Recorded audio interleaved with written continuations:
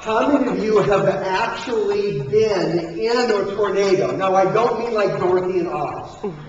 Probably a few of us have done that. But I mean like you've been directly in the path and it's gone either right at you or over you. How many of you experienced that? Yeah. Isn't that a freaky experience? I remember when we were living back in southwestern Wisconsin. It was really kind of a nice summer day. It was hot. It was muggy. There were thunderstorms in the forecast. And our kids were all out, playing in the yard. And suddenly you could feel the wind shifting, and you could see some clouds building. And we had heard that there was a tornado warning, so we were kind of on guard. Then the sirens went off. In the town, we lived just outside of it. We could hear them. And so when the sirens went off, we gathered up all of our children, which is very much like herding cats. We gathered them all up, and we took them down into our basement. And there we tried to make a little party. You know how you try to psychologically help your kids feel like, no, this is the most normal thing in the world for families to huddle in the basement. Isn't this fun? That kind of a thing. While we're waiting for whatever happened. And sure enough, it sounded a little bit like a freight train. And there are a few times you could feel the house shudder a little bit. And it was scary. And then it passed. And we got done with our fun little family time, and we went back upstairs to survey what had happened. Right next to our house, at the property line dividing us and our neighbor, there were some 40 to 50-foot pine trees that had literally been pulled up by the roots and laid over. We looked up the hill up behind our house, and there were oak trees that are 100 to 150 years old. I mean, oak trees that are like 7 feet in diameter at their base that were snapped over like matchsticks and laying on the ground. Our house, other than a few minor things, was intact. Go figure. Now, I sometimes wonder, what would have happened had we not taken our kids and gone into the basement?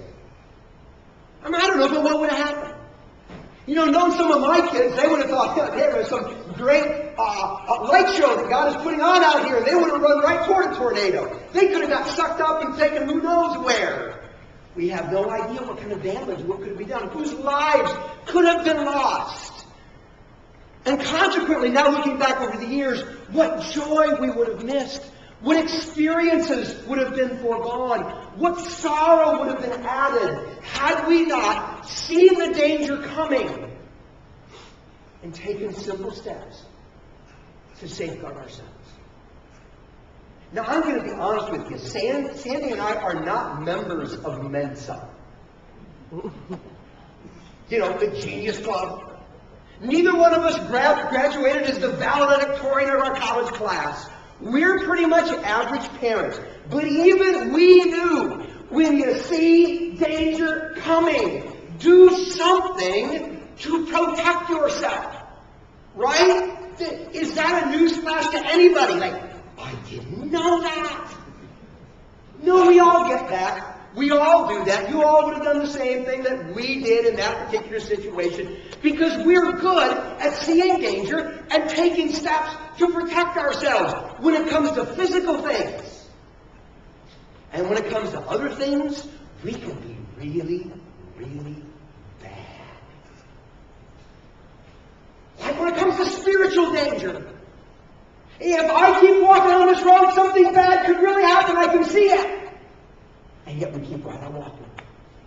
Or relational danger. If we keep walking down this path, our marriage is in big trouble. If we walk down this path, our kids are in big trouble. And yet we keep walking it. Or our financial path. If I keep spending money the way I am going to be in big trouble. And yet we keep walking it.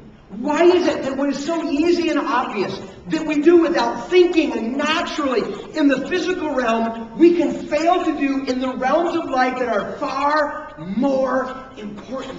Why is it that we can see handwriting on the wall in the areas of life that really matter most, and yet just keep walking that road?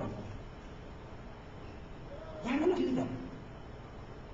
Look, it's not like we intend to walk down a dangerous path that will destroy all of our hopes and dreams. None of us intend that.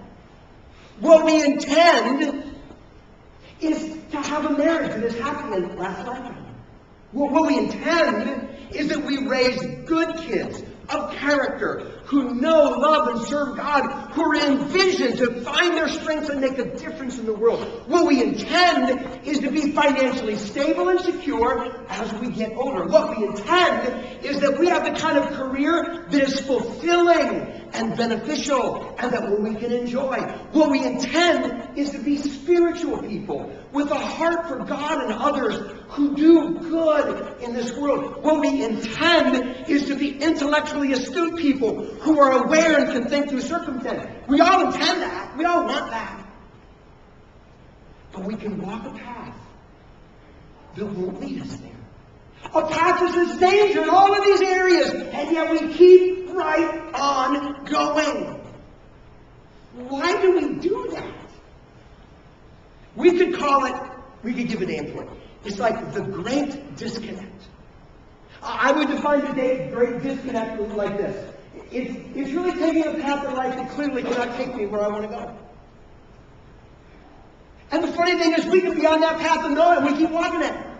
We can say, you know what, I probably ought not to do this, or, you know, this is probably going to lead to trouble, but it's a great disconnect. We intend something good and righteous that God could honor and God could back and that God would want, and yet we take a path that clearly can't go there, a path that is dangerous, a path that will kill our hopes and our dreams.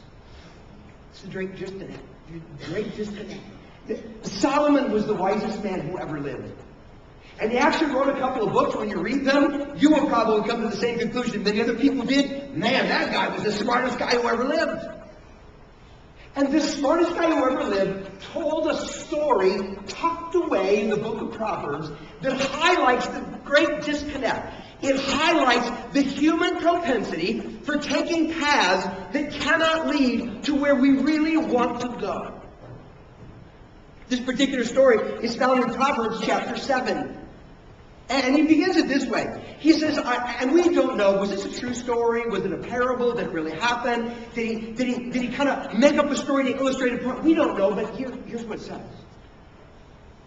He says, I saw among the simple, I noticed among the young men a youth who lacked judgment. Now, before we get all harsh, oh man, a youth who lacks judgment. Can I ask you a question? What young person doesn't? No, this is not like some indictment on character. It's just, he's pointing out, he's a young guy, so consequently the judgment isn't built yet. Because judgment is really the product of time and experience. And when you're young, you haven't had much time or much experience. So she's like a regular young guy. It says he was going down the street near her corner, walking along in the direction of her house, as twilight, as the day was fading, as the dark of night set in. Get the picture?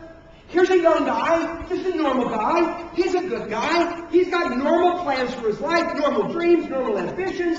And the sun is setting down, and he's just walking down the street, maybe heading home, maybe to some appointment, but he happens to be going in the proximity of her.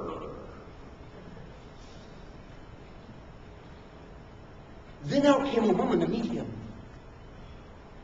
dressed like a prostitute and with crafty intent. She walks out of her house. There he is, there she is.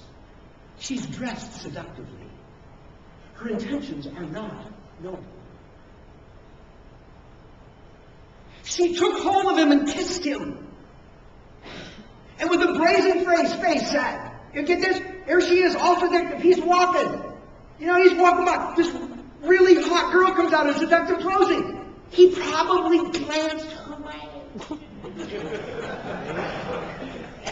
She grabs him and kisses him. At this point, I think he's still in shock.